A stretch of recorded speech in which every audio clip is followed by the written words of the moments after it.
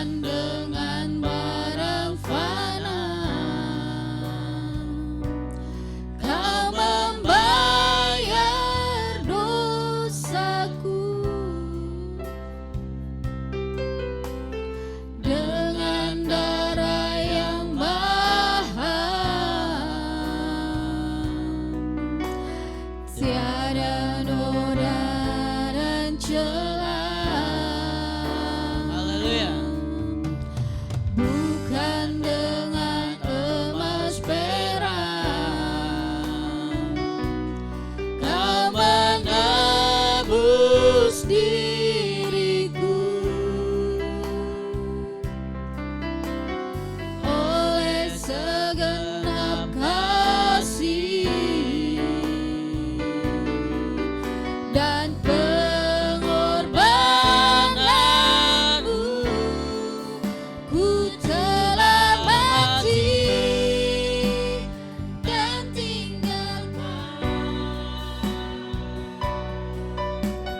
pada mezbahmu yang Lama semuanya sia-sia dan tak berarti lagi. Hidup ini ku letakkan pada mezbahmu ya Tuhan. Jadilah padaku seperti yang kau ingini. kita merenungkan sejenak kebaikan Tuhan. Renungkan dalam setiap kehidupan kita bahwa Tuhan Yesus Kristus mati dalam kehidupan kita, yang selayaknya kita tidak pantas datang di hadapan Tuhan, yang selayaknya kita yang dihukum, yang selayaknya kita yang dimusnahkan.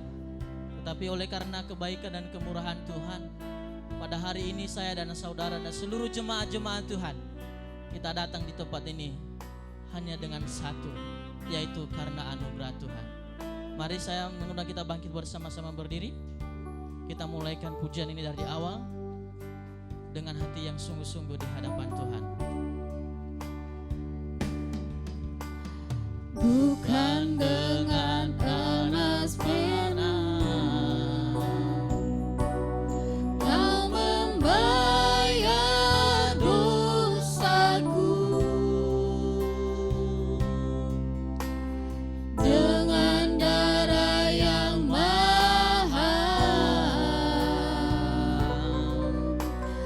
tiada noda dan celah. Bukan dengan emas perak Kau menebus diriku, oleh segenap kasih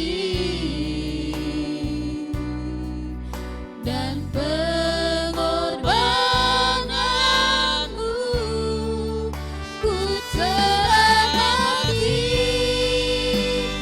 dan tinggalkan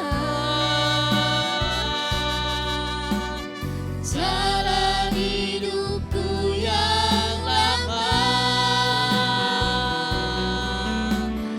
Semuanya sia-sia dan tak berarti lagi. Hidup ini ku letakkan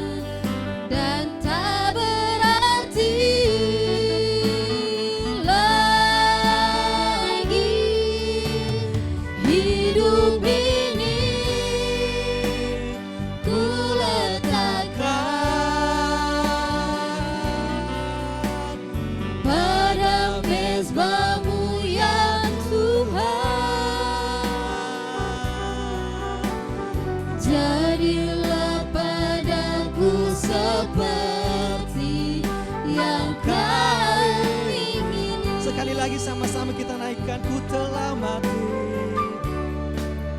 Ku telah mati dan tinggalkan amin.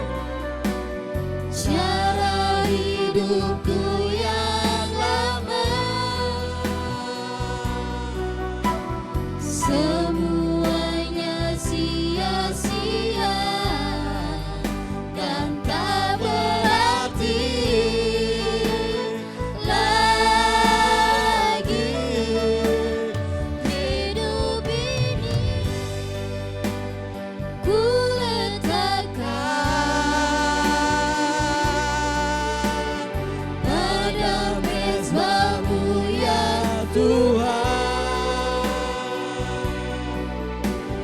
jadilah padaku seperti yang kau ingini. jadilah padaku seperti, Jadilah padaku seperti yang kau ingini. jadilah padaku seperti, Jadilah padaku seperti yang kau ingini. benar ya Tuhan. Pujian kami berkata bahwa cara hidup kami yang lama akan kami tinggalkan, dan mulai saat ini kami akan menyerahkan seluruh kehidupan kami ke dalam tangan-Mu. Kami mau dibentuk oleh Tuhan. Saat ini Tuhan, kami mau mendengarkan firman-Mu. Engkau berikan kami kekuatan agar firman-Mu Tuhan boleh bermanfaat bagi kami. Engkau urapi kami semua agar firman-Mu boleh kami terapkan dalam kehidupan kami Tuhan. Segala roh kejahatan, roh setan yang ingin mengganggu ibadah kami tolak di dalam nama Yesus. Kami percaya bahwa hanya kuasa Roh Kudus yang ada di tengah-tengah kami saat ini. Roh corona juga yang ingin mengganggu kami juga Tuhan, kami tolak bahwa virus corona tidak ada di tempat ini. Di dalam nama Yesus, hanya kuasa Tuhan yang ada di tengah-tengah kami saat ini. Tuhan Yesus, saat ini kami telah siap untuk mendengarkan firman-Mu. Di dalam nama Yesus kami sudah berdoa dan mengucap syukur. Haleluya. Amin. Ya, kita masih tetap bangkit berdiri ya untuk menghargai kebenaran firman Tuhan. Ya, kita saat ini kita akan sama-sama membaca firman Tuhan dari kitab Perjanjian Lama. Kitab Perjanjian Lama khususnya pasal yang ke-22. Kejadian pasal 22 ayat yang pertama sampai dengan ayatnya yang ke-18. Kejadian pasal 22 ayat pertama sampai dengan ayatnya yang ke-18. Jikalau kita sudah menemukannya, saya mengajak kita membacakannya secara responsoria. Saya akan membacakan ayat yang bernomor ganjil dan Bapak Ibu jemaat yang Tuhan Yesus kasihi membaca ayat yang bernomor genap. Judulnya di sini kepercayaan Abraham diuji. Setelah semuanya itu Allah mencoba Abraham. Ia berfirman kepadanya, Abraham, lalu sahutnya, ya Tuhan.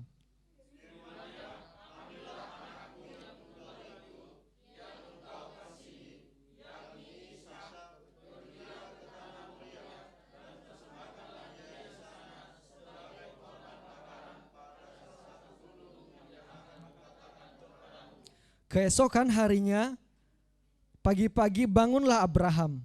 Ia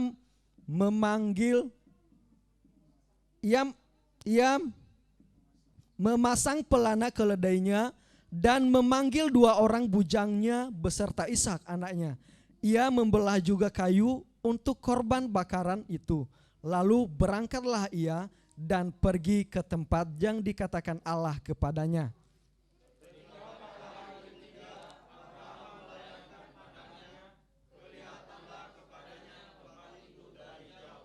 Kata Abraham kepada kedua bujangnya itu, tinggallah kamu di sini dengan keledai ini. Aku beserta anak ini akan pergi ke sana. Kami akan sembahyang, sesudah itu kami kembali kepadamu. Lalu Abraham mengambil kayu untuk korban bakaran itu dan menikulkannya ke atas perahu Ishak anaknya. pisau. Demikianlah keduanya berjalan bersama-sama. Lalu berkatalah Ishak kepada Abraham, ayahnya. Bapa, sahut Abraham, ya anakku, bertanyalah ia, di sini sudah ada api dan kayu, tetapi di manakah anak domba untuk korban bakaran ini? Sahut Abraham, Allah yang akan menyediakan anak domba untuk korban bakaran yaginya. Anakku, demikianlah keduanya berjalan bersama-sama. Sampailah mereka ke tempat yang dikatakan Allah kepadanya. Lalu Abraham mendirikan mezbah di situ. Disusunnyalah kayu, diikatnya Ishak anaknya itu, dan diletakkannya di mezbah itu di atas kayu api. Sesudah itu Abraham mengulurkan tangannya, lalu mengambil pisau untuk menyembelih anaknya. Tetapi berserulah malaikat Tuhan dari langit kepadanya, Abraham, Abraham, sahutnya, ya Tuhan. Lalu ia berfirman, jangan bunuh anak itu, dan jangan kau apa-apakan dia, sebab telah kuketahui sekarang bahwa engkau takut akan Allah, dan engkau tidak segan-segan untuk menyerahkan anakmu yang tunggal kepadaku. Lalu Abraham menoleh dan melihat seekor domba jantan di belakangnya, yang tanduknya tersangkut dalam belukar. Abraham mengambil domba itu lalu mengorbankannya sebagai korban bakaran pengganti anaknya. Dan Abraham menangani tempat itu, Tuhan menyediakan, sebab itu sampai sekarang dikatakan orang, di atas gunung Tuhan akan disediakan. Untuk kedua kalinya berserulah malaikat Tuhan dari langit kepada Abraham. Katanya, aku bersumpah demi diriku sendiri, demikianlah firman Tuhan, karena engkau telah berbuat demikian, dan engkau tidak segan-segan untuk menyerahkan anakmu yang tunggal kepadaku. Maka aku akan memberkati engkau berlimpah-limpah dan membuat keturunanmu sangat banyak seperti bintang di langit dan seperti pasir di tepi laut. Dan keturunanmu itu akan menduduki kota-kota musuhnya. Sama-sama. Oleh keturunanmu lah semua bangsa di bumi akan mendapat berkat, karena engkau mendengar firman-Ku. Ya, sedemikian cara pembacaan firman Tuhan. Dipersilakan duduk kembali. Ya, sekali lagi saya sapa kita semua dalam nama Tuhan Yesus. Shalom. Masih ada sukacita, amin. Saya percaya kita masih bersuka cita. Dari tadi mulai dari awal ibadah saya melihat kita semua begitu bersemangat. Saya percaya ini karena motivasi yang benar. Amin. Saat ini kita sama-sama merenungkan kebenaran firman Tuhan di bawah tema yaitu melangkah dengan iman. Melangkah dengan iman. Jemaat yang Tuhan Yesus kasihi, berbicara tentang iman mungkin bukan hal yang asing bagi kita. Apalagi kita sebagai orang Kristen. Iman ini adalah sesuatu yang sangat-sangat populer dan pasti kita tahu. Nah, apa itu iman? Nah, iman itu dikatakan adalah iman adalah satu keyakinan atau kepercayaan kita kepada Allah. Itulah iman, keyakinan, kepercayaan kita kepada Allah.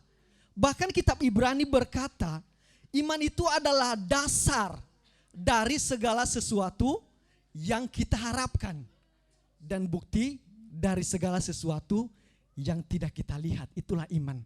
Dasar. Iman itu juga bisa dikatakan dengan keteguhan hati kepada Tuhan. Itulah iman. Jadi Bapak Ibu yang Tuhan Yesus kasihi, dikatakan iman ini dasar, fondasi. Kalau kita tidak punya dasar, tidak punya fondasi, maka sia-sialah kita memiliki iman. Nah, tentunya dasar iman kita kepada siapa? Tentunya kepada Yesus Kristus. Kepada siapa kita beriman?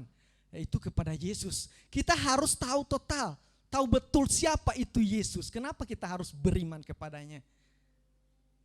Seringkali kita berkata, saya itu orang beriman.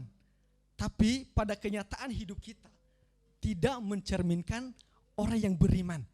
Justru mencerminkan orang yang jauh atau orang yang di luar Allah. Nah, dikatakan iman itu tadi dikatakan fondasi, dasar mengapa kita harus memiliki iman kepada Yesus. Nah, artinya kita harus mengalami Yesus dalam hidup kita. Kita harus tahu siapa itu Yesus. Kenapa sampai kita beriman kepadanya.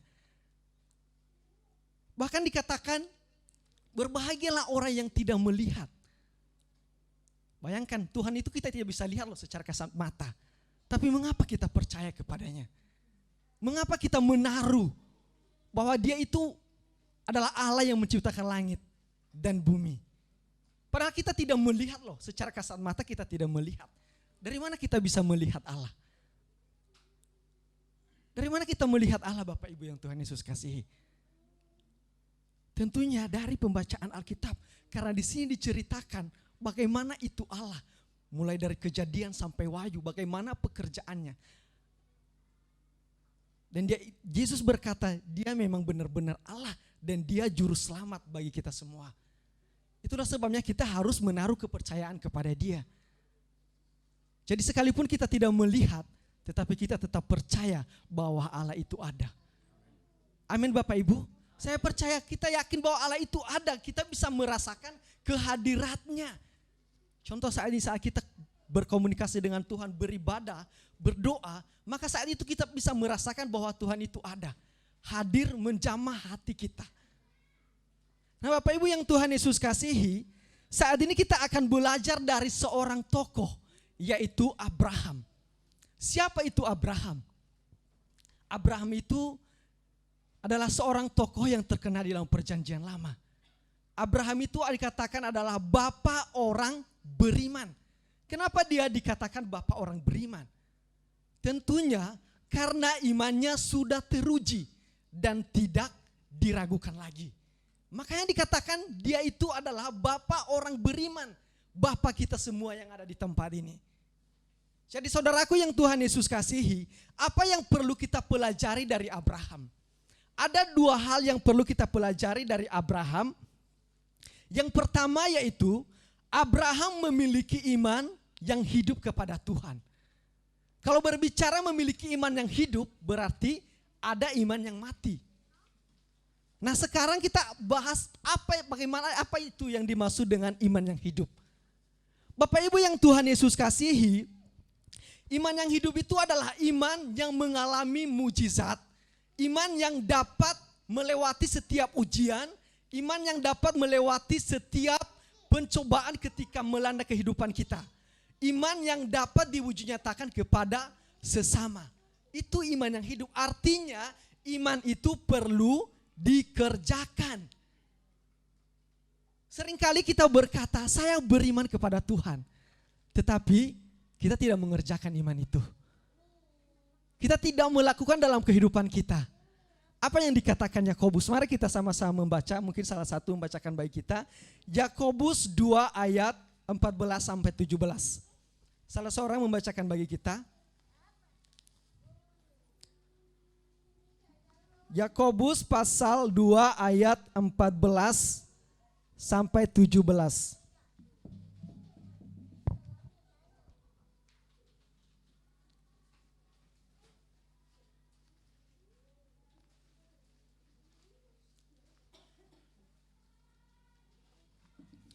Ya, salah seorang membacakan bagi kita Yakobus pasal 2 ayat 14 sampai dengan ayatnya yang ke-17.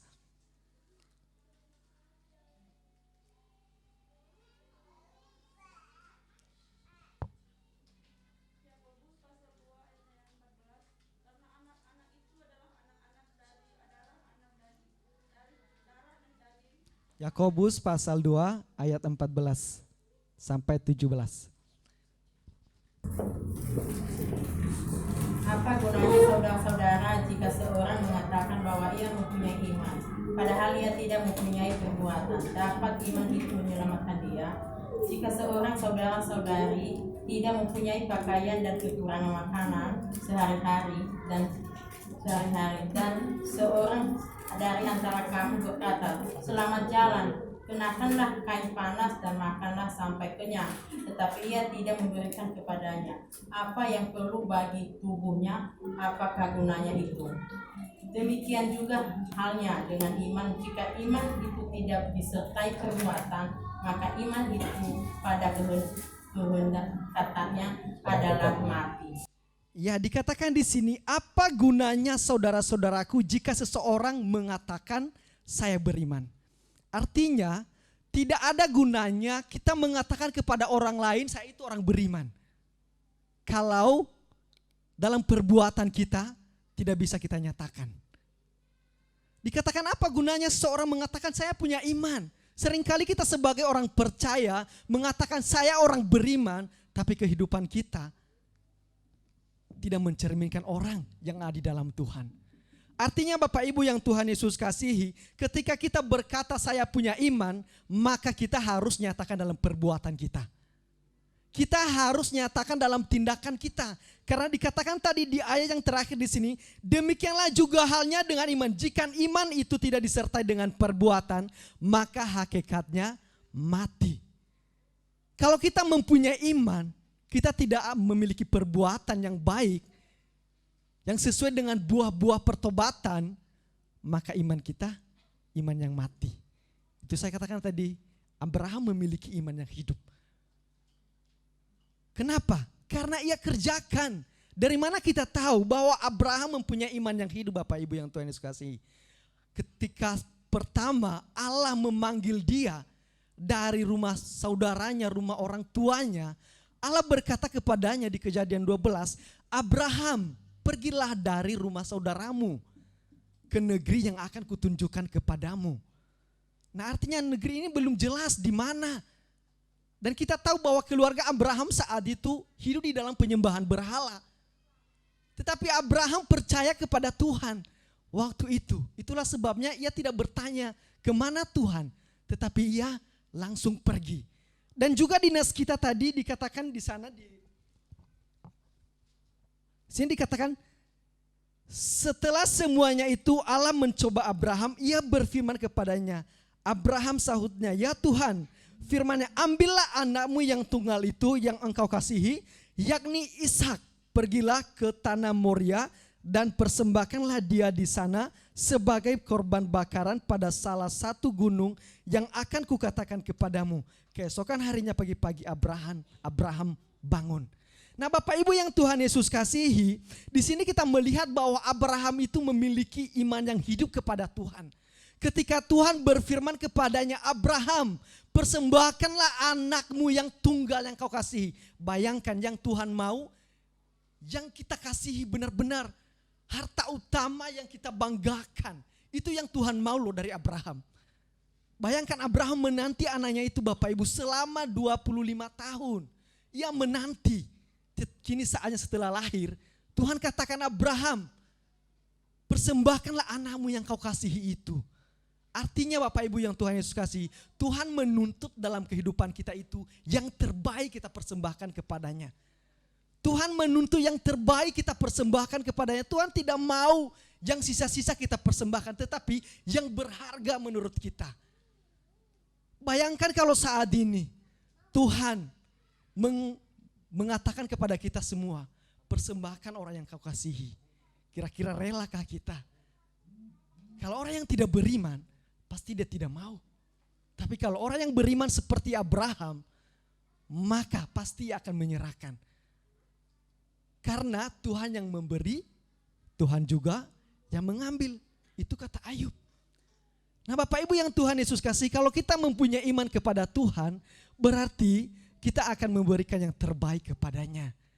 Apa yang terbaik yang kita berikan kepada Tuhan? Tentunya hidup kita. Persembahan yang benar itu dikatakan Roma 12, yaitu hidup kita. Dikatakan persembahkanlah hidupmu sebagai persembahan yang hidup kepada Tuhan, yang berkenan kepada Tuhan, yang kudus. Artinya Tuhan menuntut yang terbaik. Hidup kita lebih berharga dibanding kekayaan kita, dibanding apa yang kita punyai. Itulah sebabnya Tuhan berkata, persembahkanlah hidupmu. Jadi masalahnya sekarang, kita sebagai orang yang percaya kepada Tuhan, apakah kita sudah mempersembahkan hidup kita kepadanya atau bagaimana? Barangkali saat itu kita mengambil suatu keputusan, Tuhan, saya mempersembahkan hidupku kepadamu. Mulai saat ini, saya mau untuk melayani Tuhan, saya mau mengerjakan pekerjaan-pekerjaan Tuhan. Tiba-tiba 2 minggu kemudian kita mundur. Nah, Tuhan mau ketika kita berkomitmen mengatakan sesuatu kepadanya, kita kerjakan. Itu yang Tuhan mau. Allah tidak mau kalau kita hanya, ya saya mau Tuhan, tetapi kedepannya sudah berubah lagi keputusannya. Seringkali kita seperti itu. Karena pengalaman dulu juga saya pernah seperti itu. Sebelum saya percaya Tuhan Yesus. Memang saya lahir dari keluarga yang percaya Tuhan. Tetapi saya berkata, Tuhan, mulai minggu depan saya rajin ibadah. Tahu-tahu masih hanya 2 minggu, masuk ke 3 minggu udah malas lagi.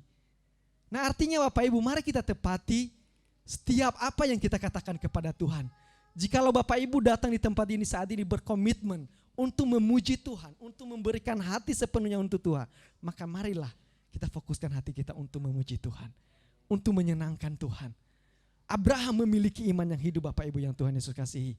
Jadi kalau kita orang yang beriman kepada Tuhan, maka kita harus mewujud nyatakan kepada sesama kita. Dari mana kita lihat kalau seorang itu mempunyai iman? Berarti ia mempunyai buah-buah roh. Dalam kehidupannya ada buah-buah roh. Buah-buah roh itu bisa dilihat.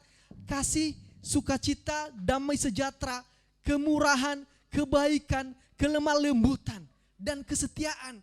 Kita bisa lihat di dalam kehidupannya. Kalau seseorang berkata, saya percaya kepada Tuhan, tetapi dalam keluarganya memaki-maki, marah-marah, yang ada ketika tertinggu sedikit, langsung emosi. Nah, apakah ini menunjukkan buah-buah pertobatan atau tidak? Tentunya tidak. Buah-buah pertobatan itu ketika ia dicaci maki, makanya tidak akan membalas, kata Yesus. Yesus telah mengalaminya. Ketika ia dihina, ia tidak menghina kembali. Nah, bisa dinyatakan dalam kehidupan kita Bapak Ibu yang Tuhan Yesus kasihi. Iman ini sangat penting. Karena iman adalah dasar segala sesuatu yang kita harapkan dan bukti dari segala sesuatu yang tidak kita lihat. Itulah iman. Jadi saya percaya bahwa kita yang ada di tempat ini adalah orang-orang yang memiliki iman yang hidup. Amin. Jikalau kita memiliki iman yang hidup, maka itu perlu kita kerjakan. Kita nyatakan kepada sesama kita lewat kasih kita kepada sesama. Abraham memiliki iman yang hidup. Dan yang kedua yang perlu kita pelajari dari Abraham Bapak Ibu yang Tuhan Yesus kasihi, yaitu Abraham taat kepada Tuhan. Abraham taat kepada Tuhan. Bisa kita lihat di ayat yang ketiga di sini. Keesokan harinya pagi-pagi bangunlah Abraham, ia memasang pelana keledainya dan memanggil 2 orang bujangnya beserta Ishak anaknya. Ia membelah juga kayu untuk korban bakaran itu, lalu berangkatlah ia dan pergi ke tempat yang dikatakan Allah kepadanya. Di sini kita bisa melihat ketaatan Abraham Bapak Ibu yang Tuhan Yesus kasihi. Saat Tuhan berkata kepadanya, Abraham, serahkanlah anakmu itu. Besoknya dia bangun pagi-pagi. Di sini tidak diceritakan apakah Abraham di sini khawatir atau cemas atau merasa bimbang. Di sini tidak diceritakan. Berarti bisa diambil satu kesimpulan, ketika Tuhan berkata persembahkanlah anakmu itu kepadaku, maka Abraham mempersembahkan dengan ketulusan hatinya. Ia tidak khawatir, ia tidak takut, sekalipun itu ia sendiri yang membunuh anaknya. Bayangkanlah itu, kita sendiri loh yang membunuh anak kita. Kira-kira tega enggak sih lihat anak kamu mati begitu saja? Ini masalah tega ya. Kira-kira kalau Bapak Ibu di tempat ini tega enggak? Nah, kalau berbicara masalah iman Bapak Ibu, dia tidak mengenal tega atau tidak tega. Masalah iman ini, Abraham mempersembahkan anaknya. Ia taat kepada Tuhan. Pagi-paginya ia berangkat dan membawa bujang-bujangnya. Nah, yang menariknya Bapak Ibu yang Tuhan Yesus kasihi, ketika Abraham hampir dekat tempat yang telah dituju Tuhan itu, lalu ia berkata kepada bujang-bujangnya, tinggallah di sini. Kami pergi bersama dengan Ishak dan nanti kami akan kembali lagi. Nah ini menarik ini loh.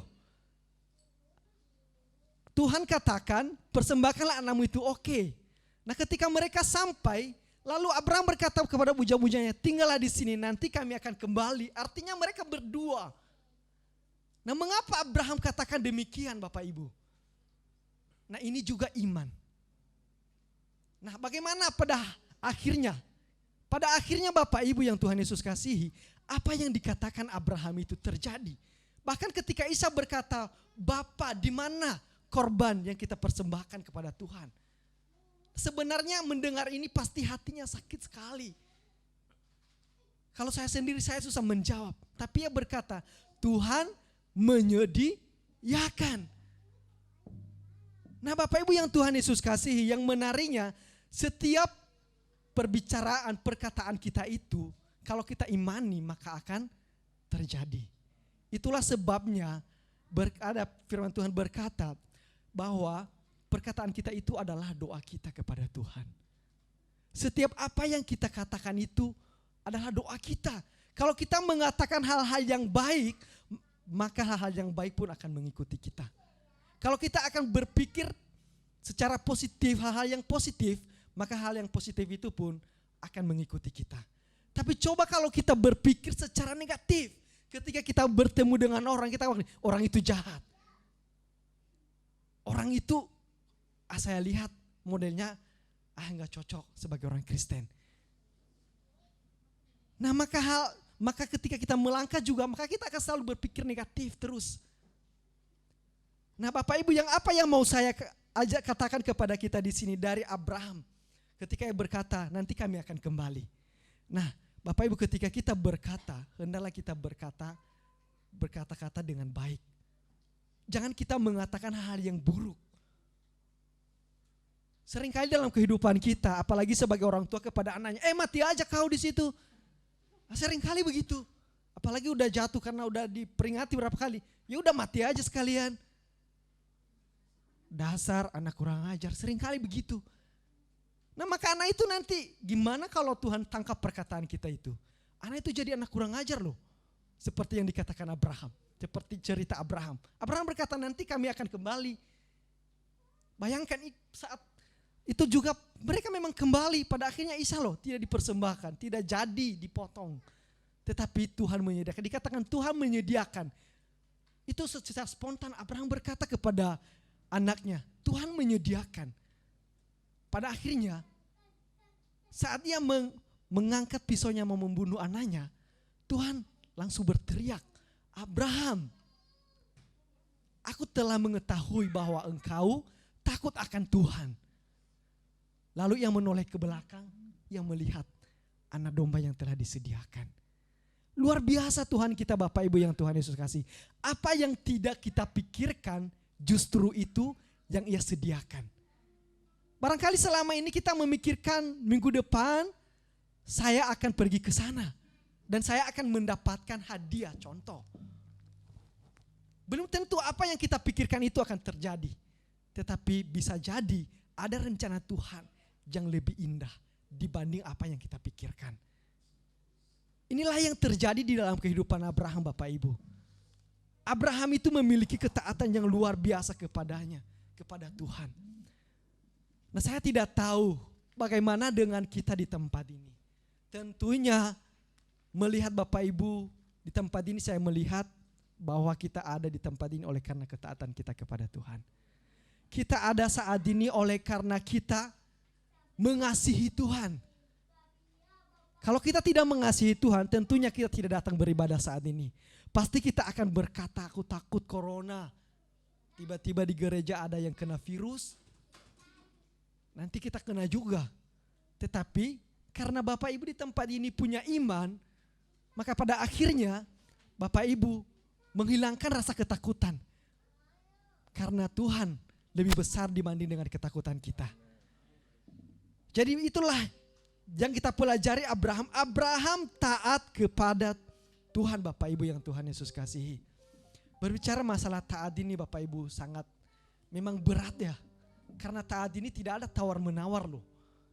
Yang namanya taat harus dilaksanakan. Tidak istilah tunggu sebentar. Dulu juga di sekolah kami itu diajarkan tentang ketaatan. Kalau dosen kami kamu bilang tunggu sebentar Pak, saya lagi di kamar mandi, maka akan dihukum. Dia tidak mau tahu sedang apa kamu. Yang penting saat dibilang laksanakan, maka laksanakan. Nah, ini namanya taat. Jadi Bapak Ibu yang Tuhan Yesus kasihi, marilah kita taat kepada Tuhan. Mari kita taat kepada Tuhan. Karena ketika kita taat kepada Tuhan, maka tidak sia-sialah ketaatan kita itu. Percayalah, Tuhan akan memberikan upah kepada kita atas setiap ketaatan yang kita lakukan kepadanya. Buktinya Abraham Bapak Ibu, ketika ia taat, Tuhan menyediakan yang terbaik. Bahkan di ayat berikutnya dikatakan Tuhan memberkati dia berlimpah-limpah. Nah sekarang mari kita lihat bagaimana tindakan Tuhan setelah kita taat. Mari kita lihat bagaimana tindakan Tuhan setelah Abraham taat kepadanya. Nah tindakan Tuhan di sini setelah Abraham taat kepadanya Bapak Ibu yang Tuhan Yesus kasihi. Yang pertama, Tuhan memberi pujian kepada Abraham. Tuhan memberi pujian, dia berkata, Abraham, aku telah melihat bahwa engkau adalah orang yang takut akan Tuhan. Ini salah satu pujian. Pasti juga saya percaya kita di tempat ini senang ya dipuji. Jarang sekali ada orang yang tidak senang dipuji. Memang ketika ada orang, aku itu gak senang dipuji loh. Padahal ketika dibilang, kamu itu cantik, kamu itu keren banget. Nanti malam dipikirin loh. Padahal di sini di saat depan kita aku gak suka dipuji. Tapi setelah selesai, maka dipikir benar ya, saya itu cakep. Nah seringkali seperti itu. Dan saya percaya bahwa kita itu semua senang dipuji. Apalagi yang memuji itu Tuhan. Yang memberi pujian kepada kita. Anakku, engkau adalah anak yang takut akan Tuhan. Engkau berhak mendapat berkat-berkat. Itu luar biasa. Raja loh yang mengatakan kepada kita, anakku, engkau takut akan Tuhan. Jadi saya mau saat ini Bapak Ibu, supaya Tuhan katakan kepada kita semua yang ada di tempat ini, anakku, engkau semua adalah orang yang takut akan Tuhan. Amin. Mari kita biar kita mendapat pujian dari Tuhan. Yang mengatakan bahwa kita adalah anak yang takut akan Tuhan. Dan apalagi tindakan Allah setelah Abraham taat kepadanya. Yang dilakukan Allah. Dikatakan di ayat yang ke-17, maka aku akan memberkati engkau berlimpah-limpah dan membuat keturunanmu sangat banyak seperti bintang di langit dan seperti pasir di tepi laut, dan keturunanmu itu akan menduduki kota-kota musuh. Ini setelah Abraham taat, memiliki iman yang hidup kepada Tuhan, tindakan Tuhan memberkati dia berlimpah-limpah. Bayangkan berlimpah-limpah loh. Bahkan dikatakan berlimpah-limpah, bahkan keturunannya dikata seperti bintang di langit. Bayangkan sampai sekarang Abraham dikenang oleh karena ketaatannya, oleh karena imannya kepada Tuhan. Dan apalagi, yaitu Tuhan menyediakan apa yang kita perlukan. Setelah Abraham taat, Tuhan menyediakan apa yang dia perlukan. Seperti tadi ia menyediakan korban bakaran, pengganti anaknya. Tuhan menyediakan. Jadi saya percaya Bapak Ibu yang Tuhan Yesus kasihi, ketika kita taat, beriman kepada Tuhan, maka ketiga hal ini yang dialami Abraham, kita akan memperolehnya. Yaitu pujian, berkat melimpah, dan Tuhan menyediakan apa yang dibutuhkan. Nah saya percaya saat ini Bapak Ibu, bahwa Tuhan pasti menepati janjinya. Tuhan itu tidak pernah tidak menepati janjinya. Tetapi kita manusia yang sering tidak menepati janjinya. Jikalau saat ini kita berkata selama ini saya sudah beriman kepada Tuhan, sudah sering berdoa kepada Tuhan, tetapi kenapa doa saya tidak dijawab? Mungkin kita berkata begitu. Selama ini saya meyakini banget loh saat berdoa itu, yakin. Tapi kenapa tidak dijawab?